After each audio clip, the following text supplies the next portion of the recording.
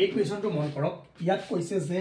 a cube of size 6 cm is melted and recast into smaller cube of size 2 cm.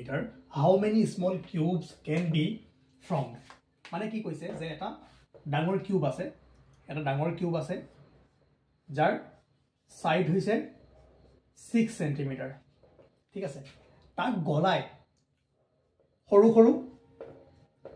2 cm কিউবত কি কৰা হৈছে বনোৱা হৈছে একে আমাক খুদিছে যে এই 6 cm সাইডৰ কিউবটো গলাই সৰু সৰু কিমান আমি কিউব কৰিব পাৰিম কিমানটা কিউব বনাব পাৰিম সেইটো আমাক খুদিছে ঠিক আছে কোৱেশ্যনটো বুজি পাইছে চাও এতিয়া যদি ভালদৰে মন কৰে ডাঙৰ কিউবটোৰ আমাক সাইড কিমান দিয়া আছে 6 cm ভলিউম কিমান হ'ব আমি জানো কিউবৰ ভলিউম L কিউব মানে 6 * 6 এতিয়া সৰু ইয়াৰ পৰা আমি যিকিটা সৰু কিউব বনাম তাৰ সাইড কিমান দিয়া আছে 2 cm হয়নে তো সৰু যে মই ধৰো L দিস 2 cm তেনেহলে ভলিউম কিমান হ'ব 2 * 2 cm কিউব এতিয়া চাও আমাক কৈছে যে এনেকুৱা সৰু কিমানটা কিউব আমি বনাব পাৰিম ইজি চাও কনসিডাৰ কৰো যে n নাম্বাৰ এই ডাঙৰ কিউবটো মেল্ট কৰি বা গলাই আমি n নাম্বাৰ কি কৰিব পাৰো সৰু কিউব বনাব পাৰো তেনে আমি কি জানো ভলিউম অফ ডাঙৰ cube is equal to n into volume of small cube বুজি পাইছে তো ইয়াকে আমি কি কৰিছো গলাই n নাম্বাৰটা কি কৰিছো সৰু কিউব বনাইছো গতিকে n ৰ ভ্যালু লাই দিওক আহি যাব কিমান নম্বৰ কিমানটা আহিব v বাই v ডেছ v আমি কিমান পাইছিলো 6 * 6 * 6 2 * 2 ভালদৰে যদি কৰে কিমান পাম 216/8 is equal to 27 number of cubes option B is correct গম পালে বুজিলে কি খুদিছে আৰু এনেকুৱা কোৱেশ্যন মই ইয়াত কিউবৰ কাৰণে দিছো আপোনাৰ স্পেয়াৰো আহিব পাৰে কোনো আহিব পাৰে ঠিক আছে যেনেকুৱা আহিলো আপোনালোকে কৰিব পাৰিব জাস্ট এনেকুৱা প্ৰসেসবোৰ ট্ৰাই কৰিব তেতিয়া এই ধৰণৰ কোৱেশ্যনবোৰ কৰিব পাৰিব ঠিক আছে নেক্সট মই আৰু কেইটামান কোৱেশ্যন কৰি দিম এনেকুৱা টাইপৰ ওপৰত আৰু এটো মক টেষ্ট 1ত এই কোৱেশ্যনটো দিয়া আছিল সেই কাৰণে মই সলিউশনটো কৰি দিছো ঠিক আছে নাও নেক্সট কোৱেশ্যন সেকেন্ড কোৱেশ্যনটো আমাক দিয়া আছে এ die is ruled once what is the probability of getting a prime number so class number 2 আমি probability পঢ়াইছিলো তাতে কৈছিলো যে আমি কেনেকৈ probability উলিয়াও ঠিক আছে সো প্ৰথম মন কৰক এটা ডাই যেতিয়া আমি এটা ডাই ৰোল কৰিম পসিবল আউটকাম কি কি হ'ব পাৰে লুডো খেলিছে আপোনালোকে লুডোত কেনেকুৱা থাকে 1 2 3 4 5 6 1 হ'ব পাৰে 2 হ'ব পাৰে 3 হ'ব পাৰে 4 হ'ব পাৰে 5 হ'ব পাৰে 6 হ'ব পাৰে হয়নে টোটাল পসিবল আউটকাম কিমান আহিব পাৰে 6 মনত পৰিছে নে সব ক্লাস নাম্বাৰ 2 পৰা কন্টিনিউ কৰক আমি ইয়াত কোৱেশ্যনখিনি কৰি আছো প্লেলিষ্টতে পাই যাব ঠিক আছে এতিয়া আমাক কৈছে যে what is the probability of getting a prime number favorable outcome এতিয়া চাও 1 2 3 4 5 6 ইয়াৰ ভিতৰত prime number কোন কিটা হয় হেতু আমি জানিব লাগিব 1 prime number হয় নে নহয় 2 হয় নে yes 3 prime number হয় নে হয় 4 হয় নে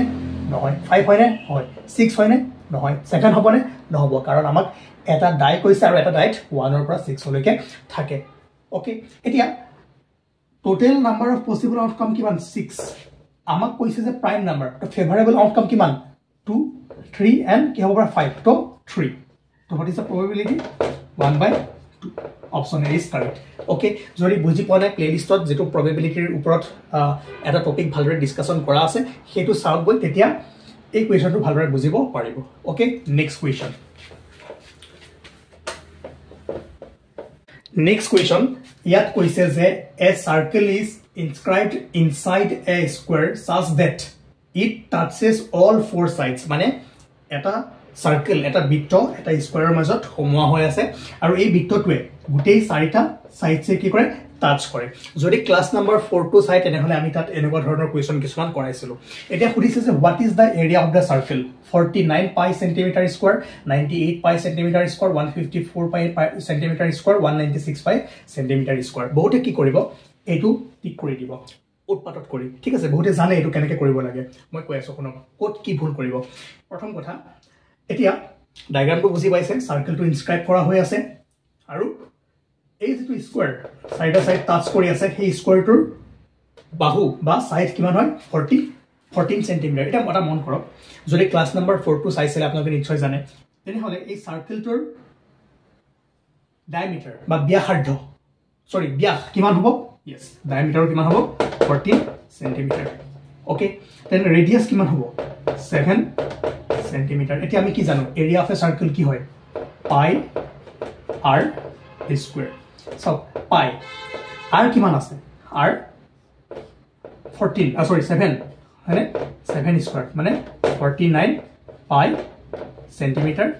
স্কয়ার কিন্তু পৰীক্ষাত কি হ'ব পৰীক্ষাত বহুতে যেটো পৰীক্ষাত আমি ভাবিব সময় না পাও অপচন নুসুৱাকৈ বহু ষ্টুডেন্টে কি কৰিব পাইৰ ভ্যালুটো বহুৱাই দিব 22/7 হয়নে ইনটু 7 ইনটু 7 কৰি দিব সেই ক্ষেত্ৰত কি হ'ব 7 7 কেনসেল কৰাব কৰাই 22 ইনটু 7 কৰিব কিমান আহিব 154 কৰাই দিব অপচন চাব অপচনত কি কৰিব পৰীক্ষা মানে যি সকলে প্ৰশ্ন কাটিব তাত 154 দি থৈ দিব 154 পাইও দি থৈ দিব এতিয়া কি হ'ল পাই বহুৱাৰ লগে লগে 154 আহি গ'ল উৎপাদত পৰীক্ষাত এনেকুৱা ভুল হয় উৎপাদত কি কৰিব বহুতে এইটো মাৰি থৈ গুছি আহিব পাছত ঘৰত আহি যেতে চাব হো পাই ভ্যালুটো এক পুটে কৰা নাই পাই ভ্যালুটো লিখি দিছে এই ক্ষেত্ৰটো 49 পাই হ'ব লাগিছিল আমি তো এইটো দি থৈ আহিলো গতিকে এই সৰু সৰু ভুলবোৰ নকৰিব চাব অপচন কিটা চাব অপচনত পাৰ ভ্যালু পুট মানে পাৰ ভ্যালুটো কি কৰিছে ইয়াত লিখি দিছে নে তাত পাই লগত মাল্টিপ্লাই কৰি ফেলে ভ্যালু দিছে ঠিক আছে কম পালে তো সেই কাৰণে এনেকুৱা সৰু সৰু মিস্টেকবোৰ নকৰিব ইয়াৰ আনসাৰ কি হ'ব এ যদি পাইবোৰ নাথাকিলে হয় যদি ইয়াত পাই নিদিলে হয় তেতিয়া আৰামছে আমাৰ আনসাৰ কোনটো হ'ল 154 সেন্টিমিটাৰ স্কয়াৰ বুজি পালে কেনেকুৱা ভুল আপোনালোকক কৰাব পাৰে নাও নেক্সট কোৱেশ্চন টু চাও ইয়াত কৈছে যে এটা নাম্বাৰ আছে সেই নম্বৰটো প্ৰথমে 10% ইনক্ৰিজ কৰা হ'ল আৰু তাৰ পাছত 10% ডিক্ৰিজ কৰা হ'ল তেনেহলে what is the net percentage change কি হ'ব হেতু আপোনালোকক সুধিছে চাও এই এনেকুৱা ধৰণৰ কোৱেশ্চনবোৰ আপোনালোকে কেইবাটাও মেথড ইউজ কৰি কৰিব পাৰে যদি ইন জেনাৰেল চাই যেটো আমাৰ বেসিক হয় আমি যেনেকৈ কৰো হেতু এবাৰ দেখুৱাই দিছো কাৰণ এইটো যদি আপোনালোকে গম পায় তেনেহলে এই মেথডটো ইউজ কৰি আপোনালোকে বাকি কোৱেশ্চনৰ আনসাৰবোৰ কৰিব পাৰিব কাৰণ সকলোতে শৰ্টকাটবোৰ হয়তো এপ্লাই নহবও পাৰে ঠিক আছে এতিয়া চাও এতিয়া এটা নাম্বাৰ আছে এনেকুৱা ক্ষেত্ৰত যদি আমাক নাম্বাৰটো নাজানো কি কৰো আমি সদায় x ধৰো কিন্তু মই এটা কথা কওঁ পাৰ্চেন্টেজৰ যেতিয়া নিউমেৰিকেল আহিব x ধৰাটো আপোনালোকে এটা ধৰিব যে অৰিজিনাল নাম্বাৰটো 100 ধৰি লওক 100 ধৰিলে আপোনালোকৰ কি হ'ব ক্যালকুলেশন সহজ হৈ যাব প্ৰথম কি কৰিলে ফাৰ্স্ট কি কৰিছে যে ইনক্ৰিজ বাই 10% মানে এই নাম্বাৰটো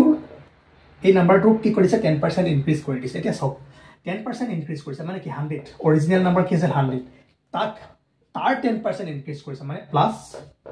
10% অফ দা অৰিজিনাল নাম্বাৰ বুজি পাইছে মানে কিমান হ'ব 100 প্লাস 10% মানে কি 10/100 হয়নে ইনটু 100 ভালকে যদি চাই কাটা গল 110 যি সকলে জানে যি সকলে পাৰে তেওঁলোকৰ কাৰণে ইমান টাইম লগাবই নালাগে যি সকলে নতুনকৈ ক্লাসটো কৰিব আহিছে তেওঁলোকক বুজাবৰ কাৰণে মই ইমান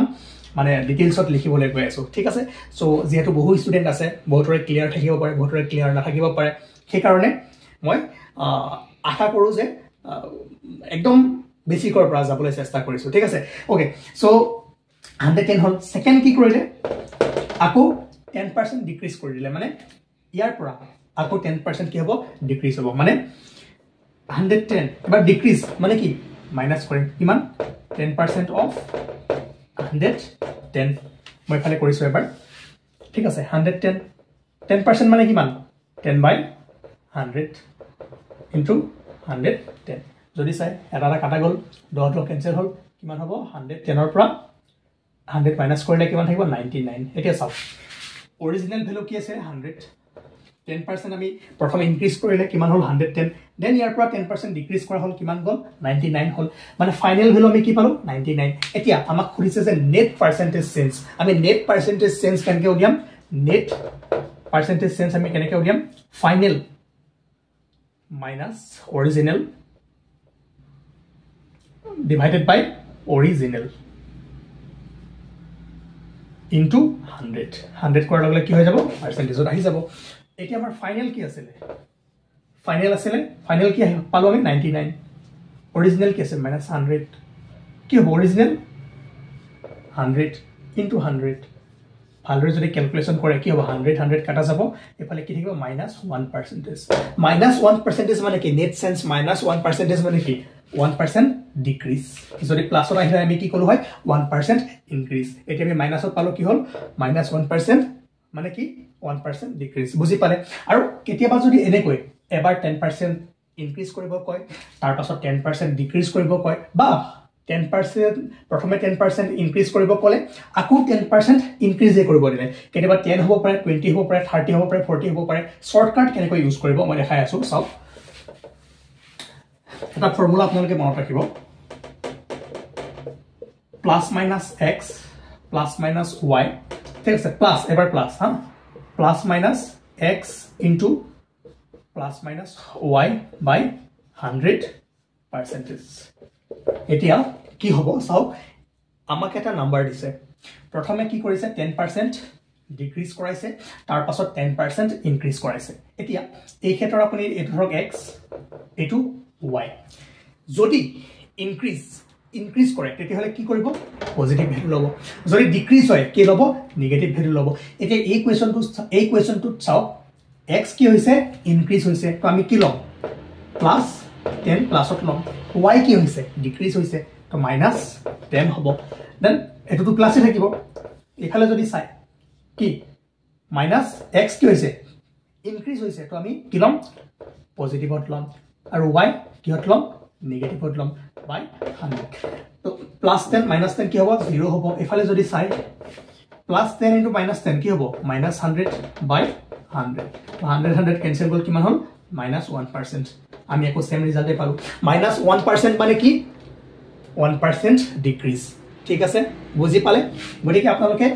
এইটো ইউজ কৰিব পাৰিব যদি আমাক কলে হয় যে a number is first increased by 10% and then again আকৌ যদি আপোনাক কলে হয় increase by আকৌ যদি increase কৰি দিলে হয় increase by 10% তেতিয়া কি কৰিলে হয় 10 plus আকৌ plus এটো plus আহিলে হয় বুজি পাইছে increase হলে plus যদি কলে হয় যে 10% increase then আকৌ by 20% আকৌ 20% increase কৰিলে তেতিয়া আমি কি কৰিম 10 plus 20 ঠিক আছে এবাৰ আমি 20 কৰি দিম যেহেতু ইনক্ৰিজ কৰিছে আমি কি কৰিম প্লাসতে ৰাখিম বুজি পাইছে মই কি কৈছো যদি বুজি পোৱা নাই এটা কাম কৰিব কালিলৈ লাইভ ক্লাছত আহিব আমি তেতিয়া কনসেপ্টবোৰ বুজিম এতিয়া যেহেতু আমি মক টেষ্টৰ কোৱেশ্চনবোৰ কৰি আছো সেই কাৰণে সময় বেছি ইয়াত দিব নোৱাৰিম নেক্সট কোৱেশ্চন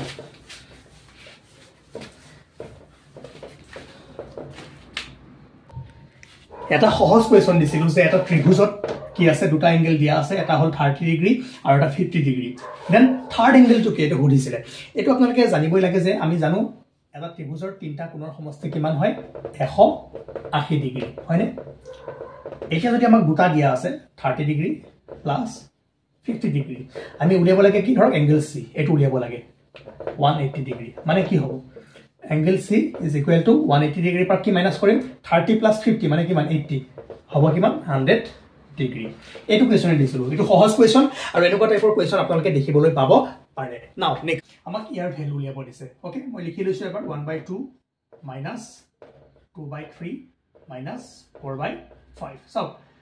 ব্ৰেকেট এতিয়াও খুলিব পাৰে বা প্ৰথমে ব্ৰেকেটৰ ভিতৰত কৰি পাছতো খুলিব পাৰে মই এটাই সাজেষ্ট কৰিম প্ৰথমে খুলাতকৈ প্ৰথমে ব্ৰেকেটৰ ভিতৰৰ কামটো আপোনালোকে কৰি লও ঠিক আছে সো 3 5 এলসিএম কি হয় 15 যদি ইয়াত কিবা প্ৰবলেম আছে লাইভ ক্লাছত আহিব লাইভ ক্লাছত আমি ভালৰে বস্তুবোৰ বুজাই দিম ঠিক আছে 3 ৰ পাছত কিমান হল 5 5 * 2 কিমান 10 5 কাটিলো কিমান হল 3 minus 3 4 গুণ 12 নাও 1/2 minus 15 ইয়াত কি হ'ব 10 minus 12 কিমান হ'ব -2 সো আমি এতিয়া ব্ৰেকেট খুলিম ব্ৰেকেট আমি এতিয়া খুলিবলৈ গৈ আছো মাইনাস মাইনাস কি হ'ব প্লাস 1/2 প্লাস 2/15 2 আৰু 15 এলসিএম কিমান 30 2 ৰে কাটিলো কিমান গল 15 প্লাস 15 2 2 into 2 4 কিমান আহিল 15 plus 4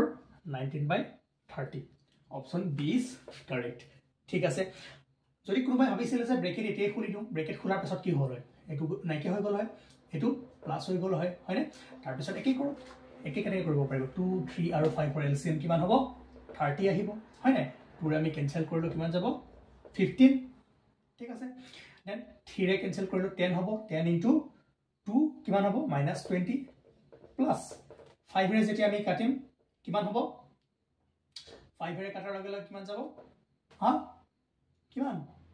6 into 4 কিমান 24